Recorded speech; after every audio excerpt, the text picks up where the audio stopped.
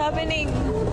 Due to extensive number of students, the parking of the buses used for the event also caused heavy vehicular traffic around the vicinity of the resort, with the school buses allegedly taking up the space of 5 barangays in the area. This led to some students allegedly being forced to walk distances of more than 4 kilometers to get back to their respective buses after the event concluded. Field trip gone wrong. Hearsay lahat to, we don't know which is fact. We need to wait for proper investigations, so we don't want to be too trigger happy with how we react to this. Walang nag-organize mismo ng foundation day na yan, pati sa pagsakay at pagbaba ng bus, wala. Basta dinala na lang sila doon tapos pinabayaan na. Dami din ng bus nakapark lang sa kalsada mismo at hinarangan nila lahat ng daan. If there are 20,000 students, sabihin na natin pati faculty kasama na, and they probably got the biggest city buses.